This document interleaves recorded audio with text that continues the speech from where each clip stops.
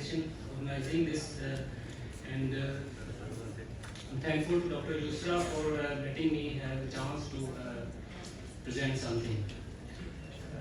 My name is Dr. Abdullah, and I'm working in Barry International Hospital as consultant anesthesiologist. It's a super specialty hospital where we are doing adults and pediatric liver transplants, adults and pediatric kidney transplants, and adults and pediatric cardiac surgeries. Working in anesthesia is at times very stressful. Most of the time it's not, but my teacher used to say anesthesia is like 90% boring and 10% it's panic. And in anesthesia department, working in anesthesia, we don't have too much help available with us. We only, at times we have technicians, and they are just they don't offer much help. I thought university is also offering anesthesia technologists, but it is not.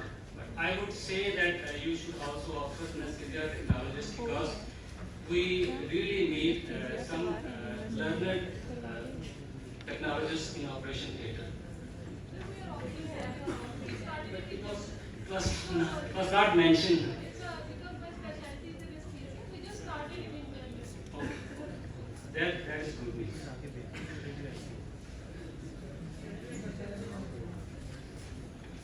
Now,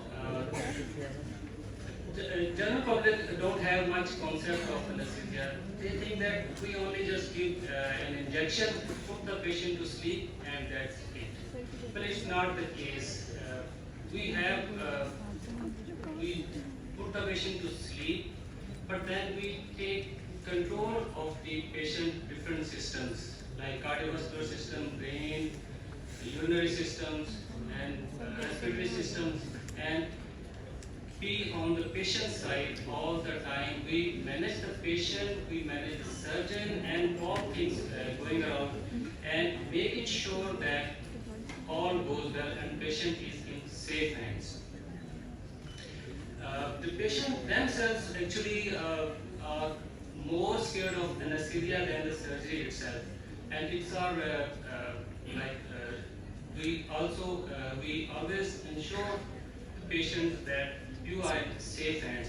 And it's a general public message also that whenever somebody goes under surgery, they should also ask about who is the anesthesiologist, because it's very important to have a competent anesthesiologist doing the anesthesia, because so many things can go wrong during the surgery. A little bit of history.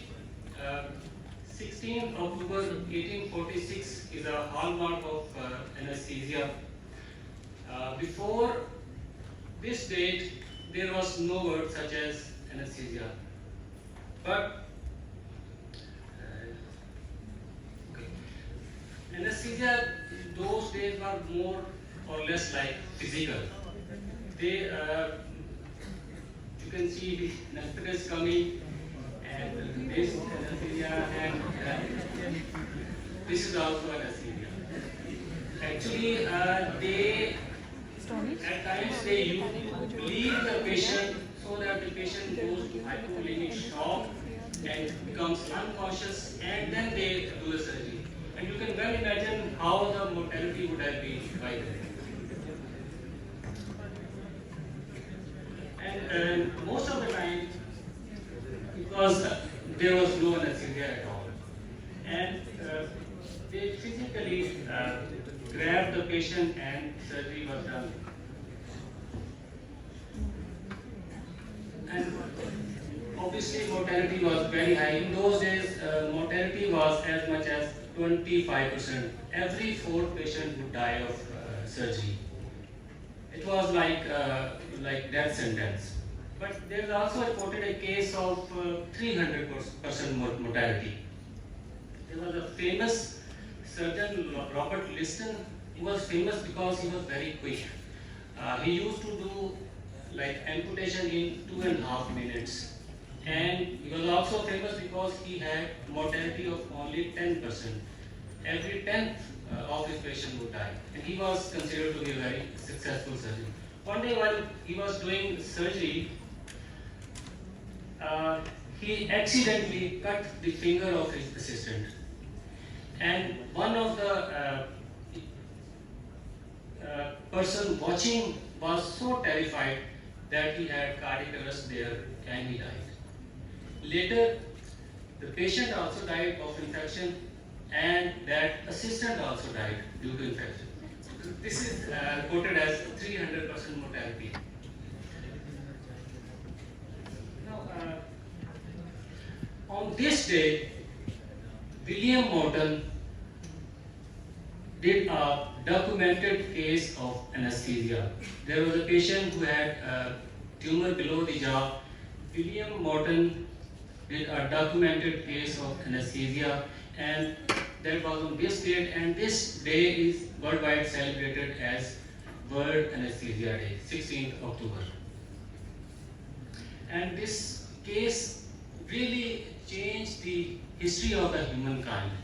I mean, you just imagine any surgery nowadays without anesthesia. How terrible and horrifying it would have been.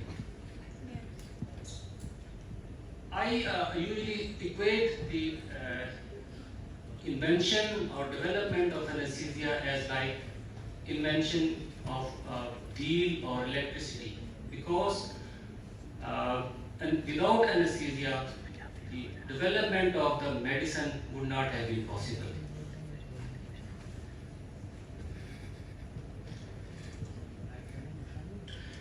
This was you can say anesthesia machine that William Morton used. It is basically a glass jar which contains wick of ether and a wooden mouthpiece and on-off switch. Patient breathed through this mouthpiece, and when he became unconscious, the surgery was done, and successfully. And this is the latest anesthesia machine. Rather, it is called anesthesia workstation, with all the monitor parameter, and to enter the parameters in the anesthesia machine, the monitor, integrated computer for data entry and record maintenance. This is the, and it also involves microprocessing and artificial intelligence. This is the anesthesia workstation.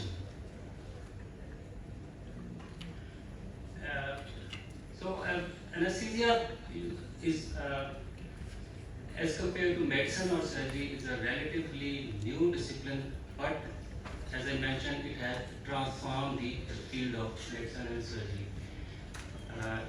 With ongoing research, new drugs are developed, new monitoring are developed, which may have made which have made the anesthesia so much safe, and have made all the surgeries, complicated surgeries like liver and cardiac and all that possible. Now, I have, since OT technologists are sitting, I just wanted to introduce few relatively recent developments and simple drugs, not to complicate the matter. Basically, general anesthesia is composed of hypnosis, that is putting the patient to sleep, and anesthesia so that he or she doesn't feel pain, and muscle relaxation to ease the surgeons to do in the area of whatever he's doing. And of course, it is combined with monitoring, which we are doing, and lab work if required. Few drugs. Desflurane is a volatile anesthetic agent to put the patient to sleep. Xenon is also anesthetic agent. Remifentanil is a sedative plus strong analgesic. Tapentadol is an analgesic. Remimazinem, we use it it's still not available in Pakistan, but we use midazolam for sedation. Dexmedetomidine, it's now available. We use it for sedation and analgesic purposes as well. I will briefly describe these medicine and drugs. Now, desflurane, it's a volatile agent. It's a highly volatile agent. It boils at 23 degrees centigrade. And other volatile agent, they have higher boiling points. They have ordinary vaporizers, but a special vaporizer is designed for this. Since it boils at 23 degrees centigrade, a special vaporizer designed which is electrically connected and it warms the agent at 39 degrees centigrade, where 2 bar pressure is developed and the volatile agent is injected into the circuit under pressure. The advantage of this agent is that it has low solubility. Blood gas partition coefficient is only 0.42%, even less than sevoflurane or nitrous oxide. When it is used, the balance is achieved quickly, and when it is stopped, it quickly gets out of the body.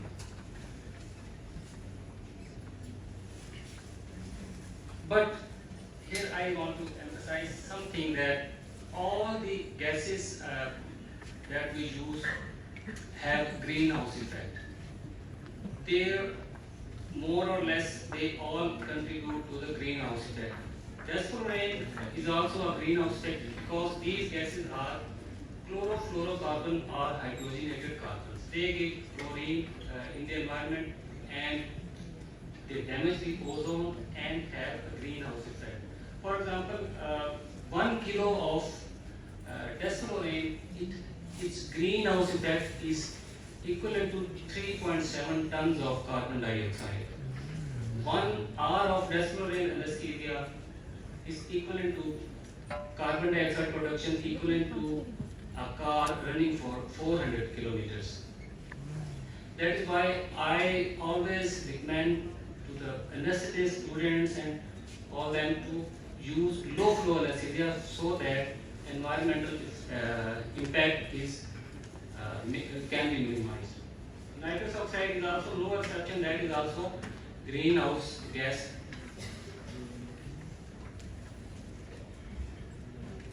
Xenon is extracted from the environment. It's an extremely, rather most rare gas found in the environment, 0.00009%. It's a colorless, tasteless, noble gas.